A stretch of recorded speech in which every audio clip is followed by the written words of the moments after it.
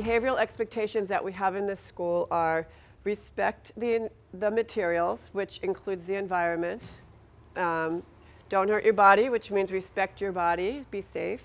And the third one is don't hurt your friends, or respect plants and animals and your friends. So with those three expectations or guidelines, we can address most situational problems.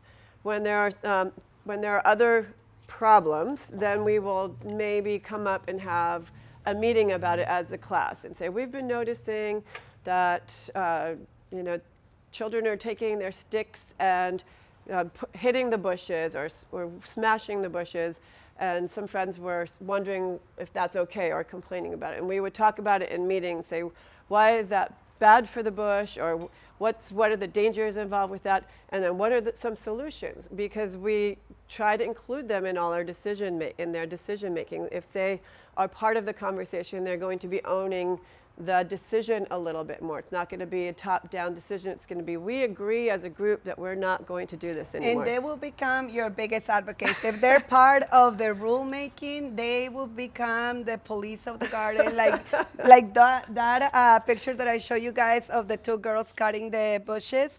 It was something that happened there. They were cutting one day, and they were pulling the lavenders that were brand new purple lavenders.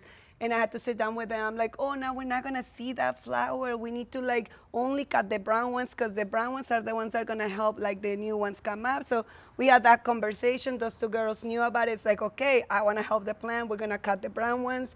And then 3 days later, we didn't bring it to meeting because it was just in the moment situation. We move on. A couple of days passed by. And then Teddy, another friend, came by the bushes and started just pulling all the purple new lavender flowers, and the girls were like, oh no. Teacher. They're like, teacher, Teddy's cutting all the brand new flowers. And I'm like, whoa. I'm like, okay, he probably doesn't know the rule. We should go and talk to them. So never shaming Teddy. Never we don't do that in this school, or those bushes we respect. No, we're like, they brought the problem. They were in charge of that rule because it came up with them. So I'm like, oh my gosh, you guys, Teddy didn't know. Let's go and talk to Teddy and explain to him how we do this. So then they're like, okay, Teddy, you don't take the purples. You gotta move the bush. You do the brown. And Teddy's like, okay, bye. I'm done with the fun. But I'm like, yeah, it was a great opportunity for them to talk about how we take care of this bush. And Teddy lost interest quickly, but by now he's gonna know that the next time he goes to that bush, he's gonna know that, oh, yeah, I'm not supposed to. He's gonna report somebody. Yeah, and he might report too. So once you make them your partners, they become your biggest advocates. So use them as you're advocating for your classroom and your accountability around the environment. And just a quick follow-up on that. If there were an incident where, let's say, a stick hits a child, or a child using a stick hits a child, we don't ask the child to say sorry to the other child. The word sorry, and I think in this age, is really kind of meaningless. Yeah. And we would rather have them do what we call making amends. Making amends means you're trying to make the situation better. So how do you make the situation better? Well, we ask the child who was maybe the stick offender to say, go check with your friend. Ask your friend, are you okay? Do you need something? Can I get you an ice pack? And sometimes the friend will say, yes, I want an ice pack. Other times, no, nothing.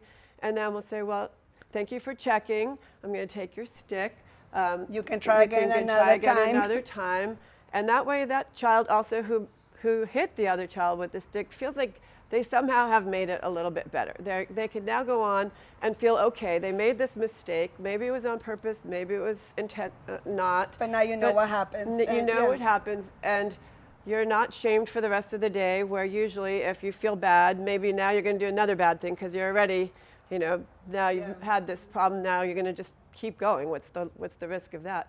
So we're trying to give them a chance to make amends, make it better, and save sorry for the family or whoever. But sorry just never fixed anything for us.